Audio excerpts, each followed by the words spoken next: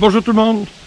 Un petit vlog pour vous dire un peu ce qui se passe cette semaine. En fait, cette semaine, on a encore de la température assez incroyable. Whisky n'est pas tellement fier quand je sors sans lui.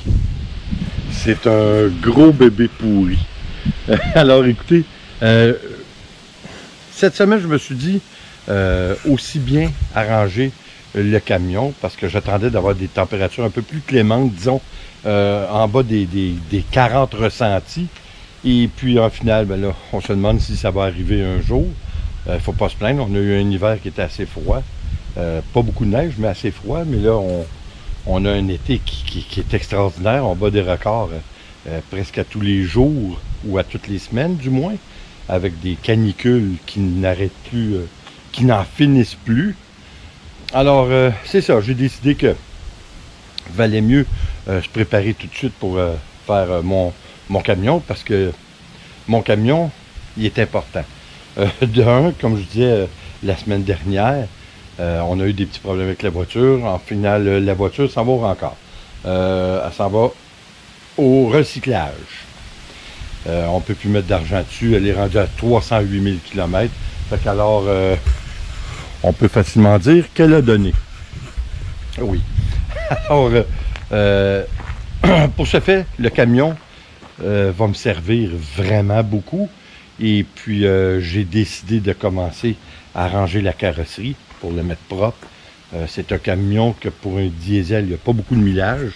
Il y a à peine 270 000 km. Alors, pour un diesel, c'est pas énorme. Alors, j'en profite pour la ranger. Comme vous voyez, j'utilise une méthode assez particulière. C'est une méthode que l'ami d'un ami, disons, disait qu'il y a toutes sortes de choses qu'on trouve sur Internet, hein? Tous plus farfelus les uns que les autres. Par contre, cette fois, c'était d'utiliser de l'uréthane en aérosol, si on veut, là, en canne, pour bloquer les trous, puis ensuite faire la job avec du mastic à carrosserie. Alors, c'est ce que j'ai fait. Je trouve que, pour avoir commencé aussi à le faire, je trouve que c'est incroyable le beau travail que ça fait. J'espère que ça va être un travail qui va durer longtemps. Je crois que oui. Je crois que ça semble être bien. Alors, comme vous voyez ici, j'ai commencé. Hein? J'ai dégagé, c'est-à-dire j'ai coupé la partie rouillée. Parce qu'il ne faut pas qu'il reste de la partie rouillée, parce que c'est sûr que c'est comme un cancer, puis Whisky qui dit bonjour. C'est comme un cancer qui ne veut pas arrêter, puis qui grandit, qui prend de l'expansion toujours, même si vous faites une réparation de carrosserie plutôt assez aléatoire. Alors, étant donné que je veux que ça dure assez longtemps,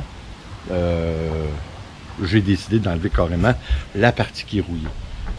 Bon, ça fait étrange, mais je m'en vais fermer mes trous avec ça, de l'uréthane.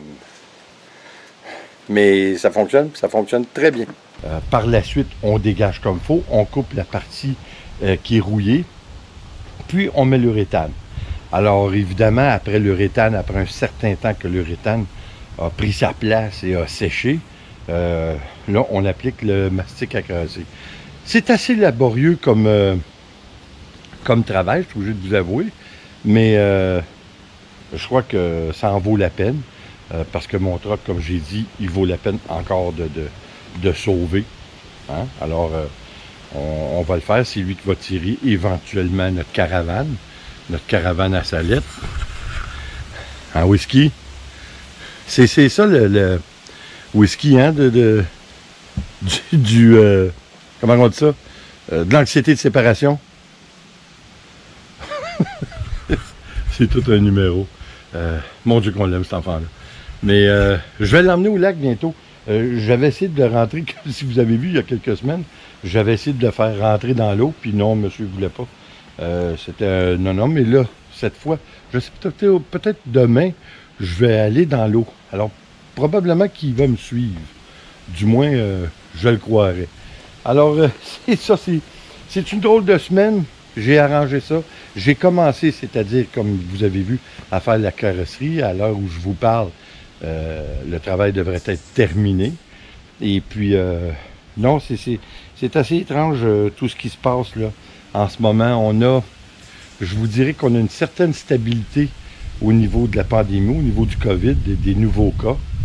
Mais la stabilité est éphémère et puis plusieurs nous prétendent, et puis je suis obligé de vous avouer que je vais dans le même sens, que probablement le mois de septembre, on va avoir une deuxième éclosion du virus, puisque les gens ne pensent pas beaucoup. Plusieurs disent, ah oui, si on peut avoir un vaccin, ça va être réglé. Non, ça ne sera pas réglé parce que c'est un virus qui, semble-t-il, a déjà eu plusieurs mutations, du moins un minimum de 1 ou 2 mutations jusqu'à maintenant.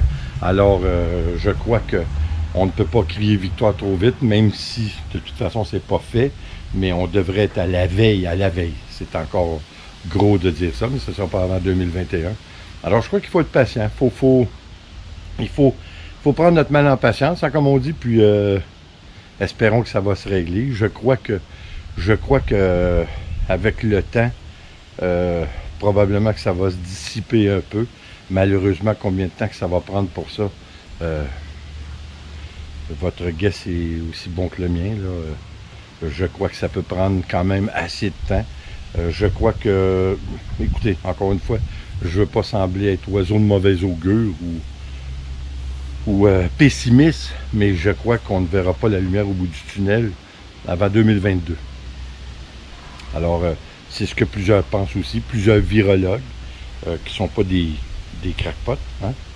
Et puis, je crois que on va avoir une deuxième vague qui peut être quand même assez problématique.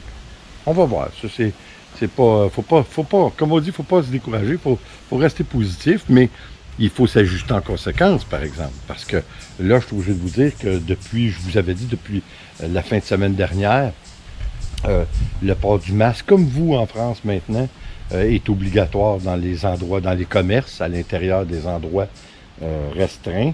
Et puis ça, c'est correct. Puis jusqu'à maintenant, moi, dans mon patelin, j'ai pas vu de gens qui étaient un petit peu à prendre avec des pincettes par rapport à ça, là. Malgré qu'aux nouvelles, on en a vu certains cas. Puis malheureusement, je suis obligé de vous dire que, en général, c'est pas des gens qui semblent avoir beaucoup d'éducation. Et puis surtout pas beaucoup de jugeote. Hein? Alors, ça fait ce que ça fait. On pourra jamais être unanime dans quoi que ce soit. Hein? Ça, on le sait depuis le début des temps. C'est pas nouveau. Et puis, écoutez, avec notre fameux Trump qui dit que juste à faire moins de tests, puis il va y avoir moins de cas, c'est-tu pas assez intelligent? Hein? Ça, ce gars-là, il fallait y penser. Hein? Mon Dieu, c'est vrai. On a juste à faire moins de tests, puis il va y avoir bien moins de cas. C'est incroyable. Je veux dire, il faut en rire, là, parce que c'est tellement ridicule que ça n'est peurant, en fin de compte. Hein? Président des États-Unis qui dit des sottises de la sorte. C'est incroyable. Écoutez. Tout ça pour vous dire un petit bonjour. Ce que je fais en ce moment, on n'arrête pas trop. Nicole travaille. J'ai été porter Nicole tantôt en moto. Puis je suis obligé de vous avouer que, comme je parlais avec un de mes amis tantôt, Frank, je disais, la moto, j'ai l'impression, peut-être c'est le fait aussi que je ne l'ai pas utilisé depuis quand même assez longtemps, mais j'ai l'impression de ne pas être sécure, de ne pas me sentir à l'aise, de ne pas me sentir à 100% en contrôle de la moto. Puis ça, je suis obligé de vous avouer que ça m'inquiète un petit peu. Je me sens pas à l'aise, je me sens pas confortable. Peut-être est-il temps d'abandonner tout simplement la moto. Ou peut-être, comme je crois, puis ou disons, j'ose espérer que c'est juste le fait que j'en ai pas fait. En fait, compte, j'ai été reconduit, comme je vous dis, Nicole, aujourd'hui. Et pas tout fait pratique, c'était la première fois de l'année que je l'apprenais. On est presque au mois d'août. C'est incroyable d'avoir payé 600 $ pour les plaques, l'immatriculation pour ce petit véhicule à 2 roues, puis l'avoir utilisé seulement qu'une fois. Puis encore une fois, il n'y a pas juste le problème, le temps est à tout. Il n'y a pas juste le problème de ne pas me sentir en pleine capacité de mes... Je ne sais pas comment l'expliquer. C'est pas une peur, c'est plutôt une crainte où j'ai l'impression que je suis pas toujours... Je suis un petit peu plus inquiet. C'est curieux. Mais en plus de ce feeling, j'ai aussi des gros problèmes avec les tunnels carpiens, puis j'ai mal au dos. Fait qu'écoutez, j'ai juste été porter Nicole. Ça m'a pris aller-retour, ça m'a peut-être pris 20 minutes, 20-25 minutes. Fait qu'imaginez-vous. Fait que, on a le droit de se poser la question, est-ce que ça vaut la peine de garder une moto dans ces conditions? Je suis pas certain. Je suis obligé de vous dire, si j'y pense vite fait, ma première réponse est de vous dire non. Je vais probablement la mettre avant de l'an prochain. Puis en même temps, j'ai peur de le regretter, alors je vais peut-être la garder. Alors, histoire à suivre, c'est évident. Écoutez, il commence à tomber des petites gouttes de pluie. J'espère que ça va passer parce que j'ai pas terminé pour l'instant encore mon camion pour faire la carrosserie. Et puis, comme toujours, ben regardez, Whisky vous dit bonjour. En Whisky, c'est un gros moineau. Hein? Alors écoutez, comme toujours, s'il vous plaît, abonnez-vous, laissez un commentaire et partagez. C'est toujours apprécié.